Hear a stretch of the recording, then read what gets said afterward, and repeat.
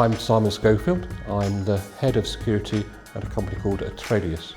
Atradius is a credit insurance company. So basically we insure against non-payment of invoice or for providing guarantee of debt. We're in about 50 countries and our annual turnover is about 2.5 billion a year.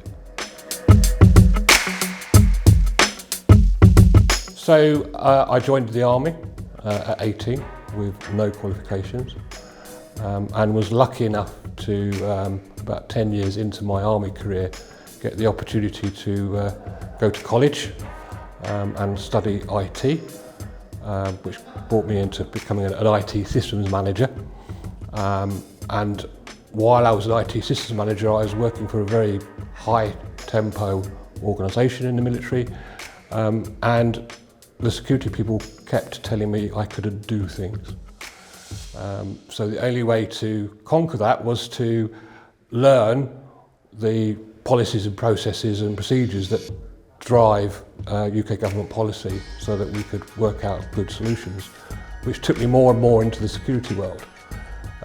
So rather than being the receiver, I then became the accreditor. And then when I left the army, I had the requisite skills and I became practice head of cybersecurity for BAE Systems. So I was responsible for protecting fighter aircraft, submarines, army vehicles and warships. So I then decided to move on. I became Director of Government Services and Security at Rackspace, which is a managed cloud provider, before taking on a position of Head of Security at Atradius.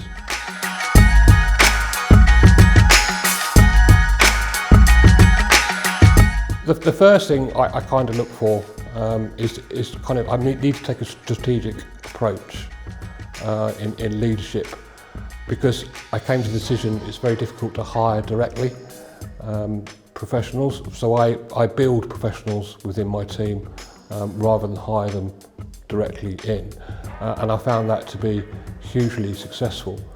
What I mainly look for is someone who's committed to my profession, and more passion, well, I say the better. If they're passionate about their subject, they'll definitely fit within my team.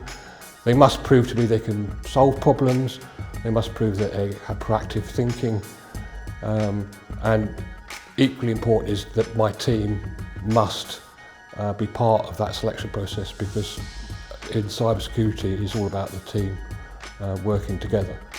So it's critically important to me that they fit the culture of my team as well.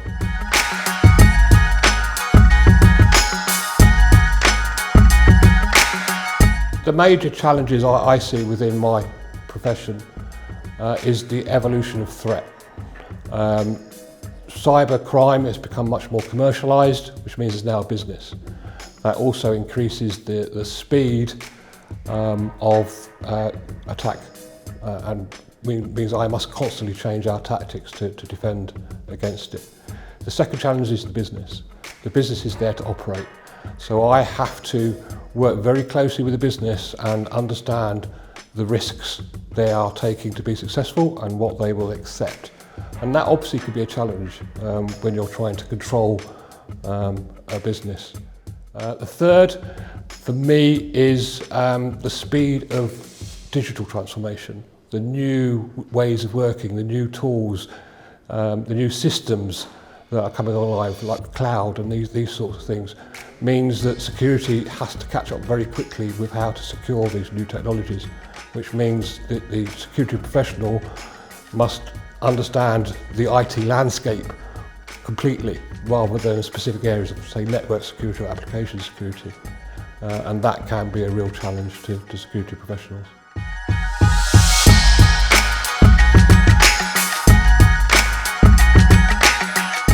Influencing cybersecurity within the business and trying to change culture is key to a successful strategy. I do this by ensuring that my team engage stakeholders and technical people to make sure they give context. We're not auditors anymore, security used to be a very audit, computer says no. That's not the case anymore. We must engage with the technical teams, make them understand why we are asking for certain things, and then work with them on the solutions. So not to slow them down, but to explain the risks they need to accept and come to an agreed way forward, which is not always turning something off or fixing something. Sometimes we have to agree, and that's really important, that then the board understand what risk we are accepting to be successful.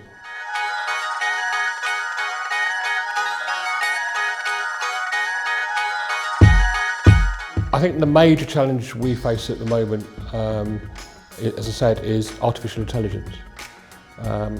Artificial intelligence has taken us all by surprise to the speed of adoption.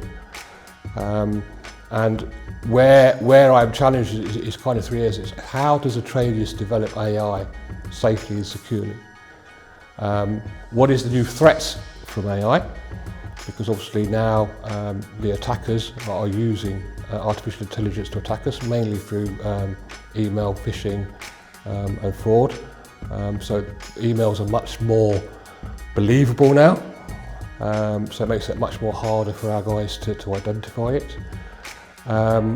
Quantum computing is over the horizon now. So we're watching quantum computing, and obviously the Internet of Things and mobile working. That we have devices everywhere now, but the perimeter, which used to be nice and secure, is just over the internet. So we have to work out how we protect, again, how the business wants to operate to be effective, and what Internet of Things brings, and how we protect against it again, and how do we protect our users.